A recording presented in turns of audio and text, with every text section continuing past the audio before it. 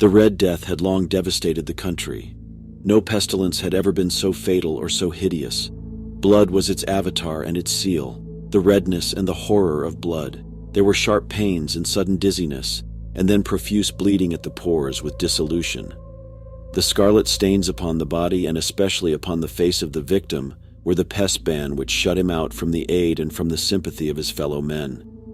And the whole seizure, progress, and termination of the disease were the incidents of half an hour. But the Prince Prospero was happy and dauntless and sagacious. When his dominions were half depopulated, he summoned to his presence 1,000 hale and light-hearted friends from among the knights and dames of his court, and with these retired to the deep seclusion of one of his castellated abbeys. This was an extensive and magnificent structure, the creation of the prince's own eccentric yet august taste. A strong and lofty wall girdled it in. This wall had gates of iron. The courtiers, having entered, brought furnaces and massy hammers and welded the bolts. They resolved to leave means neither of ingress or egress to the sudden impulses of despair or of frenzy from within. The abbey was amply provisioned. With such precautions, the courtiers might bid defiance to contagion. The external world could take care of itself. In the meantime, it was folly to grieve or to think. The prince had provided all the appliances of pleasure. There were buffoons, there were improvisatori, there were ballet dancers, there were musicians, there was beauty, there was wine. All these and security were within. Without was the Red Death. It was toward the close of the 5th or 6th month of his seclusion, and while the pestilence raged most furiously abroad, that the Prince Prospero entertained his 1,000 friends at a masked ball of the most unusual magnificence. It was a voluptuous scene, that masquerade. But first let me tell of the rooms in which it was held. There were 7, an imperial suite. In many palaces, however, such suites form a long and straight vista, while the folding doors slide back nearly to the walls on either hand, so that the view of the whole extent is scarcely impeded. Here the case was very different, as might have been expected from the Duke's love of the bizarre. The apartments were so irregularly disposed that the vision embraced but little more than one at a time. There was a sharp turn at every 20 or 30 yards, and at each turn a novel effect. To the right and left, in the middle of each wall, a tall and narrow Gothic window looked out upon a closed corridor which pursued the windings of the suite. These windows were of stained glass, whose color varied in accordance with the prevailing hue of the decorations of the chamber into which it opened. That at the eastern extremity was hung, for example, in blue, and vividly blue were its windows. The second chamber was purple in its ornaments and tapestries, and here the panes were purple. The third was green throughout, and so were the casements. The fourth was furnished and lighted with orange, the fifth with white, the sixth with violet. The seventh apartment was closely shrouded in black velvet tapestries that hung all over the ceiling and down the walls, falling in heavy folds upon a carpet of the same material and hue. But in this chamber only, the color of the windows failed to correspond with the decorations. The panes here were scarlet, a deep blood color. Now, in no one of the 7 apartments was there any lamp or candelabrum, amid the profusion of golden ornaments that lay scattered to and fro or depended from the roof. There was no light of any kind emanating from lamp or candle within the suite of chambers. But in the corridors that followed the suite there stood, opposite to each window, a heavy tripod, bearing a brazier of fire that protected its rays through the tinted glass and so glaringly illumined the room.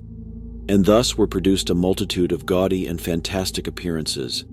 But in the western or black chamber the effect of the firelight that streamed upon the dark hangings through the blood-tinted panes was ghastly in the extreme, and produced so wild a look upon the countenances of those who entered, that there were few of the company bold enough to set foot within its precincts at all. It was in this apartment also that there stood against the western wall a gigantic clock of ebony.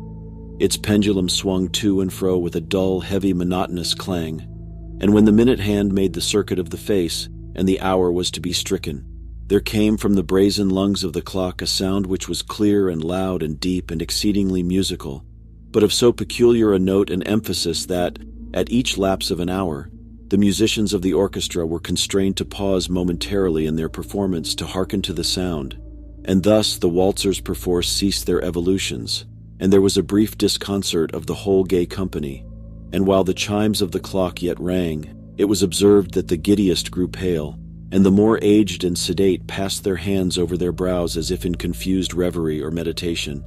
But when the echoes had fully ceased, a light laughter at once pervaded the assembly. The musicians looked at each other and smiled as if at their own nervousness and folly, and made whispering vows, each to the other, that the next chiming of the clock should produce in them no similar emotion. And then, after the lapse of 60 minutes, which embraced 3,600 seconds of the time that flies, there came yet another chiming of the clock, and then were the same disconcert and tremulousness and meditation as before. But in spite of these things, it was a gay and magnificent revel. The tastes of the Duke were peculiar. He had a fine eye for colors and effects. He disregarded the decora of mere fashion. His plans were bold and fiery, and his conceptions glowed with barbaric luster. There are some who would have thought him mad. His followers felt that he was not. It was necessary to hear and see and touch him to be sure that he was not. He had directed in great part the movable embellishments of the 7 chambers upon occasion of this great fete, and it was his own guiding taste which had given character to the masqueraders. Be sure they were grotesque.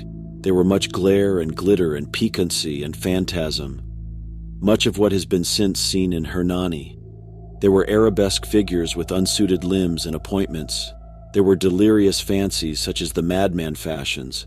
There was much of the beautiful, much of the wanton, much of the bizarre, something of the terrible, and not a little of that which might have excited disgust.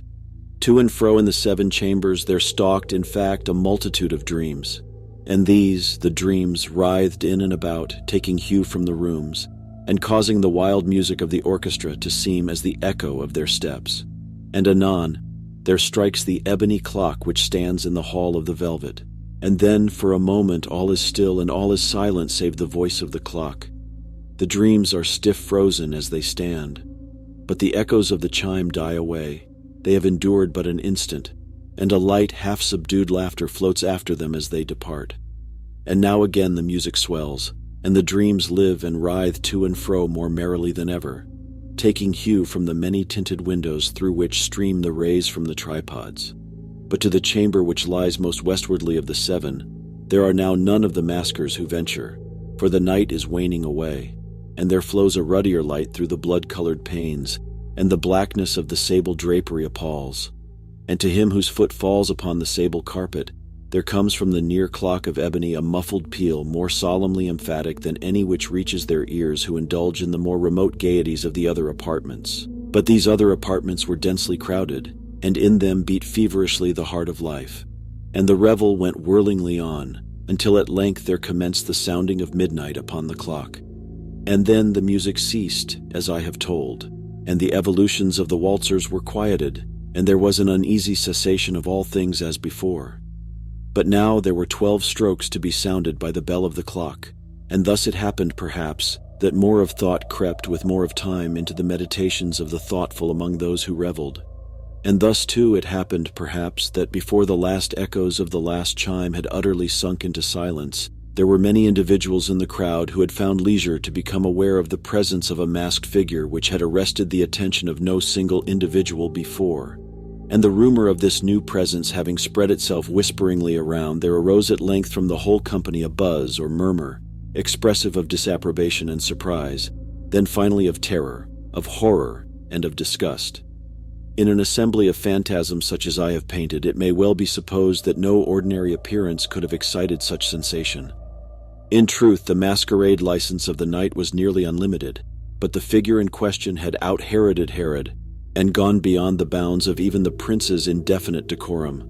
There are chords in the hearts of the most reckless which cannot be touched without emotion. Even with the utterly lost, to whom life and death are equally jests, there are matters of which no jest can be made. The whole company, indeed, seemed now deeply to feel that in the costume and bearing of the stranger neither wit nor propriety existed. The figure was tall and gaunt, and shrouded from head to foot in the habiliments of the grave. The mask which concealed the visage was made so nearly to resemble the countenance of a stiffened corpse that the closest scrutiny must have had difficulty in detecting the cheat.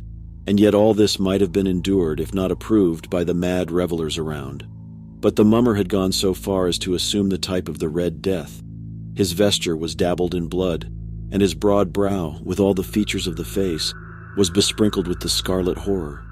When the eyes of Prince Prospero fell upon this spectral image, which with a slow and solemn movement, as if more fully to sustain its role, stalked to and fro among the waltzers, he was seen to be convulsed in the first moment with a strong shudder either of terror or distaste, but in the next his brow reddened with rage. "Who dares?" he demanded hoarsely of the courtiers who stood near him. "Who dares insult us with this blasphemous mockery? Seize him and unmask him, that we may know whom we have to hang at sunrise from the battlements." It was in the eastern or blue chamber in which stood the Prince Prospero as he uttered these words. They rang throughout the 7 rooms loudly and clearly, for the prince was a bold and robust man, and the music had become hushed at the waving of his hand. It was in the blue room where stood the prince, with a group of pale courtiers by his side. At first, as he spoke, there was a slight rushing movement of this group in the direction of the intruder, who at the moment was also near at hand, and now, with deliberate and stately step, made closer approach to the speaker. But from a certain nameless awe with which the mad assumptions of the mummer had inspired the whole party, there were found none who put forth hand to seize him, so that, unimpeded, he passed within a yard of the prince's person. And while the vast assembly, as if with one impulse, shrank from the centers of the rooms to the walls, he made his way uninterruptedly, but with the same solemn and measured step which had distinguished him from the first, through the blue chamber to the purple, through the purple to the green, through the green to the orange, through this again to the white, and even thence to the violet, ere a decided movement had been made to arrest him. It was then, however, that the Prince Prospero, maddening with rage and the shame of his own momentary cowardice, rushed hurriedly through the 6 chambers, while none followed him on account of a deadly terror that had seized upon all. He bore aloft a drawn dagger, and had approached in rapid impetuosity to within 3 or 4 feet of the retreating figure, when the latter, having attained the extremity of the velvet apartment, turned suddenly and confronted his pursuer. There was a sharp cry, and the dagger dropped gleaming upon the sable carpet, upon which, instantly afterwards, fell prostrate in death the Prince Prospero. Then, summoning the wild courage of despair, a throng of the revelers at once threw themselves into the black apartment, and seizing the mummer, whose tall figure stood erect and motionless within the shadow of the ebony clock, gasped in unutterable horror at finding the grave cerements and corpse-like mask, which they handled with so violent a rudeness, untenanted by any tangible form. And now was acknowledged the presence of the Red Death. He had come like a thief in the night, and one by one dropped the revelers in the blood-bedewed halls of their revel, and died each in the despairing posture of his fall.